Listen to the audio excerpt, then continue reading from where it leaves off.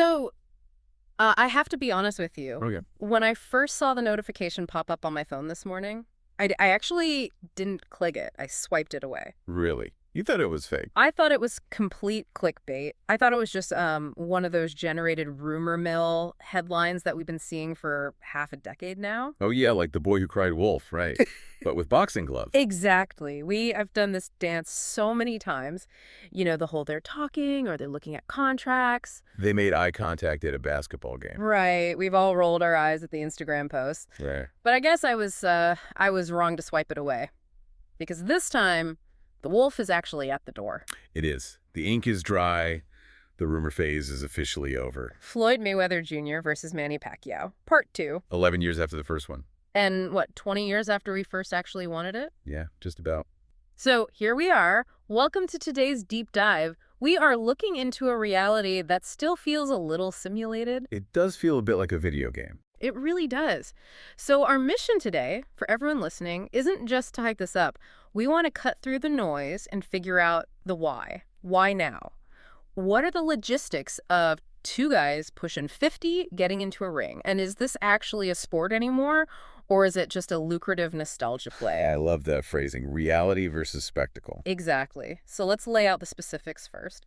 The date is set for Saturday, September 19th, 2026. Mark your calendars. Right. But here is the kicker for me. The venue.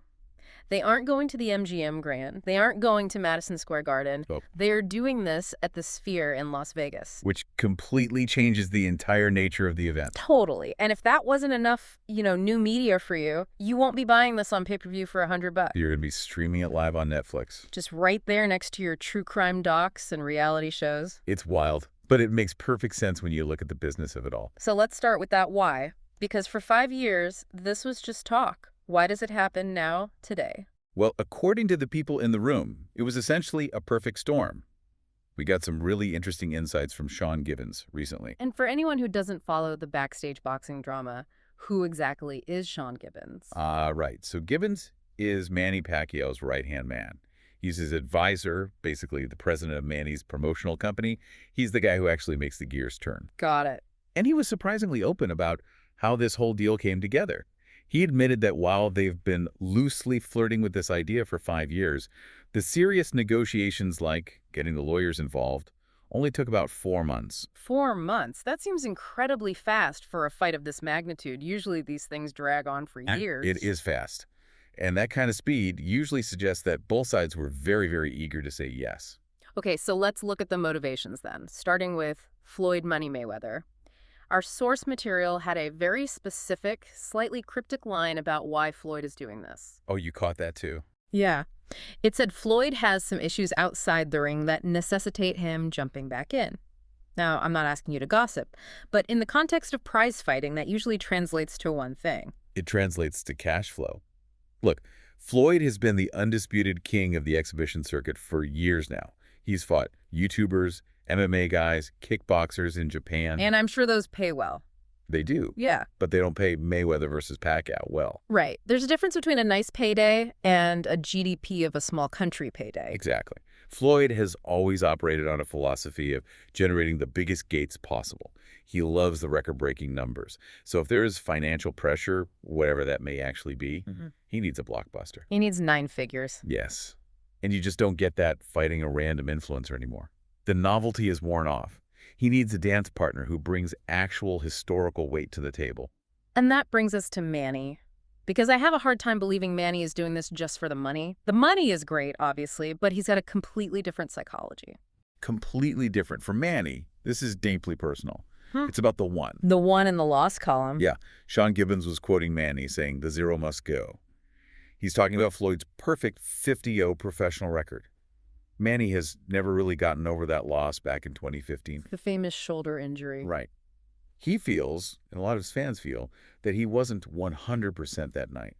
The fight was tactical, it was frustrating, and he wants a do-over. It's the one that got away. Precisely.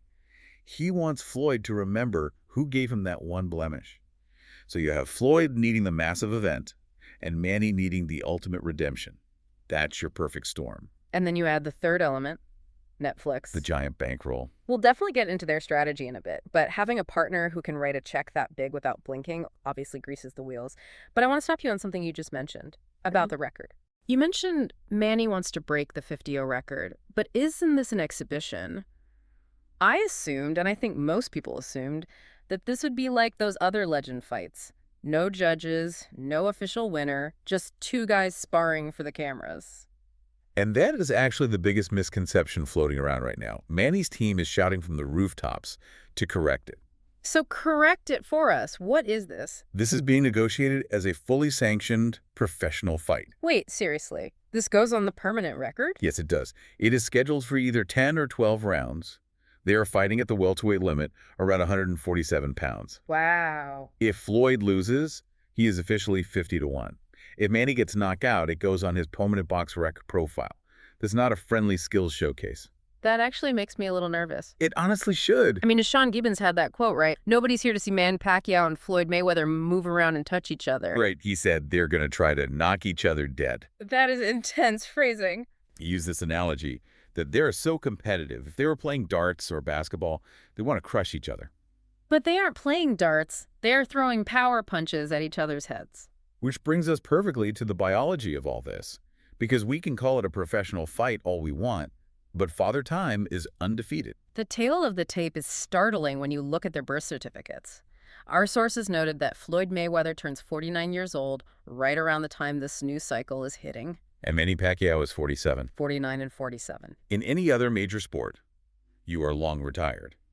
You might be coaching or playing on a senior tour with modified rules. But in boxing, the reflexes are the very first thing to go. The ability to see a punch coming. Exactly. That split-second neurological process, it just slows down as you age. You can't train that back into existence. And 147 pounds is not a heavyweight fight where they can just lean on each other and grapple. That is a weight class built entirely on speed and timing. Getting down to 147 pounds at age 49 is a biological nightmare compared to doing it at 35. The dehydration alone, the training camp strain on the joints, the preparation is a health risk before they even step in the ring. But here is where the plot thickens for me, because while they are both old for boxers, they have had very different physical lifestyles over the last few years. Extremely different paths, yeah. Floyd has been active, but it's been a bit of a carnival. That's a very fair way to put it. Floyd's last real professional fight, meaning he faced a licensed professional boxer trying to actually hurt him, was arguably Andre Berto in 2015. Even the Conor McGregor fight in 2017 was a crossover spectacle. Right. And since then, he's been fighting YouTubers or doing light sparring exhibitions in Dubai. He stays in shape, absolutely. He lives a notoriously clean life. No drinking, no smoking. Right. But he hasn't been in the fire. He hasn't taken real damage or faced real danger. But Manny, I feel like people might have missed this news because he was retired for a bit. Manny retired in 2021 after losing to Yordenis Ugas so he could run for president of the Philippines. But, and this is crucial, he unretired. And not for a quiet exhibition. No. In July 2025, Manny stepped back into the ring for a fully sanctioned title fight. He fought Mario Barrios. And for listeners who don't follow the current boxing rankings, Mario Barrios is not some washed-up journeyman. Not at all. He was the reigning WBC welterweight champion. He's in his absolute prime. He's big, he's strong, and he hits incredibly hard.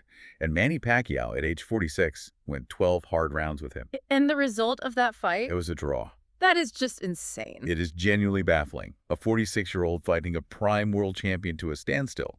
It's practically unheard of in modern boxing. So when you compare the two states of being, Manny has been tested against real elite opposition very recently. He knows his chin can still take a punch from a champion. And Floyd.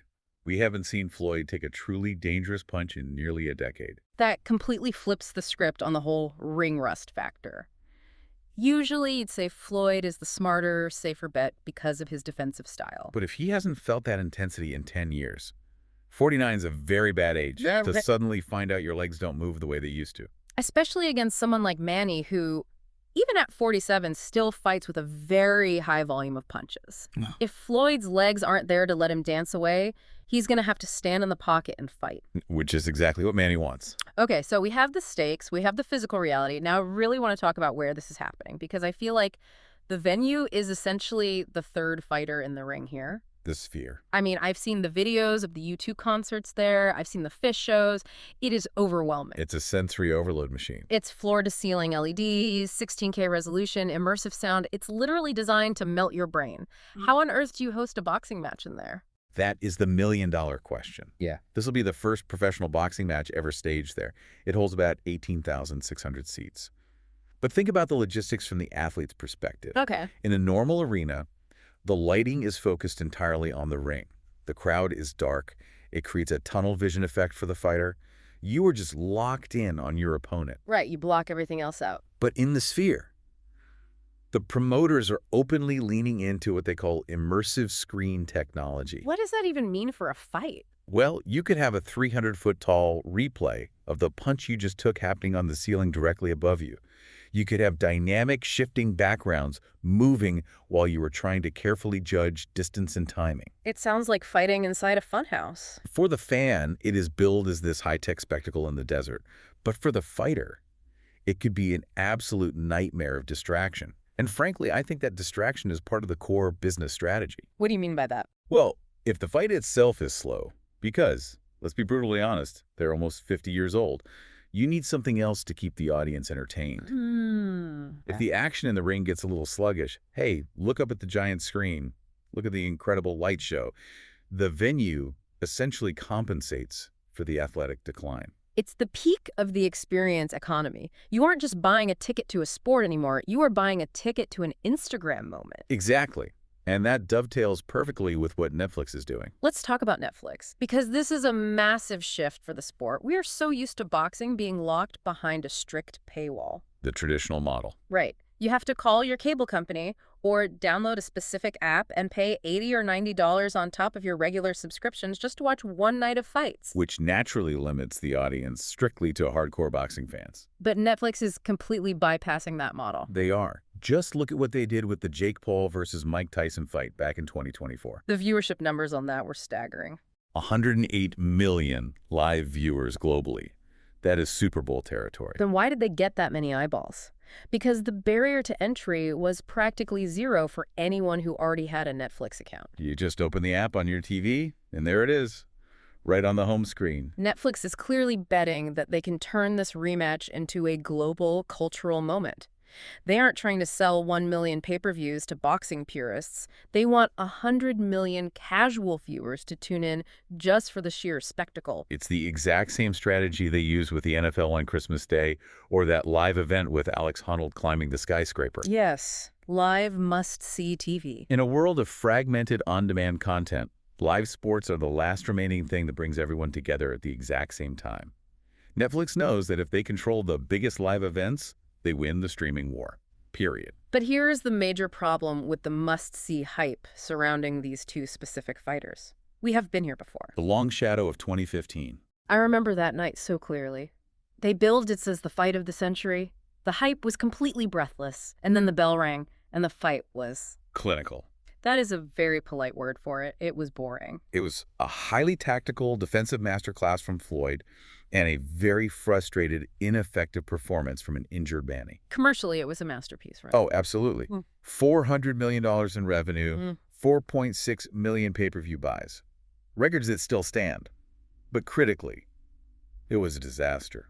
The casual fans felt entirely ripped off. So why do we think this time will be any different? One of the source articles actually had the headline, Rivalry Reborn or Recycled. And it's a highly valid criticism. It is the recycled argument. Many critics view this purely as a lucrative nostalgia play. The experience outweighs the pure competition. Because there are no world titles on the line here. I know Manny fought for one recently, but this specific fight doesn't have a belt attached to it. No belts. It's not to determine the pound-for-pound best in the world anymore. It really feels like going to see a classic rock band on their farewell tour. That is the perfect analogy. You aren't expecting the lead singer to hit the high notes like they did in 1980. You are just happy to be in the same room as them, hearing the hits. You are paying for the presence of legends, not the peak performance of elite athletes. But the inherent danger is that in boxing, a bad performance isn't just a missed guitar chord. Right. It's someone getting seriously hurt. Or, perhaps worse for the promoters trying to build a brand, It's someone just looking old and sad. There is a profound sadness to seeing sports legends stay at the party too long. There really is. Hmm. But Sean Gibbons dropped a little hint during these interviews that suggests the promoters aren't too worried about that sadness factor. What did he say? He was directly asked if this is a one-off event, a final definitive goodbye for both men.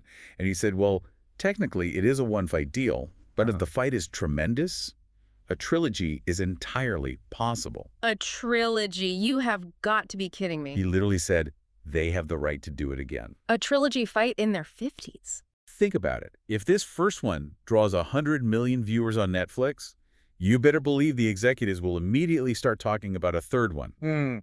Gibbons admitted that usually these things are one and done, but he intentionally left that door wide open. That is just the ultimate nature of the fight game, I guess. It is the business of boxing. It never truly ends until the money dries up. So let's try to wrap our heads around the entire picture we've painted here. Let's summarize it. We have a professional fight, not a friendly exhibition, officially scheduled for September 19th, 2026. Heck. We have two men, aged 49 and 47, who are undeniably the two greatest fighters of their generation.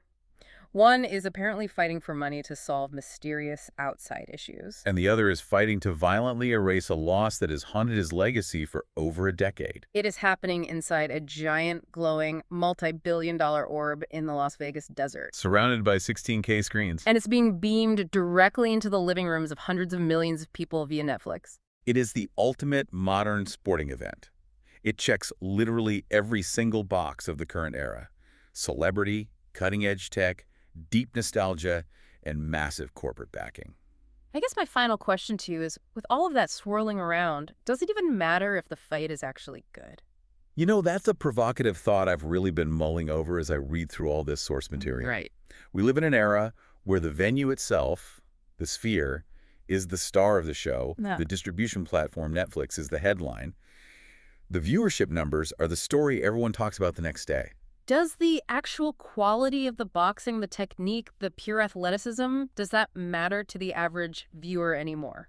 I think we might have officially entered an age where the event is the only thing that truly counts. We tune in just to say we were there. The actual boxing match might just be the background noise for the global spectacle. I completely agree. But I want to leave you, our listener, with one final thought to explore on your own. Let's hear it. Think about what this massive spectacle means for the future of the sport. If giant companies like Netflix and venues like the Sphere are tying up all this capital and all this global attention for guys pushing 50, what does that mean for a 22-year-old kid trying to build a career today? That is a great point. Are we inadvertently stunting the next generation of sports stars because we, as a culture, are just too addicted to the ghosts of the past? It is something to think about while you were watching the LED screens flash on September 19th. A nostalgia trap. Exactly.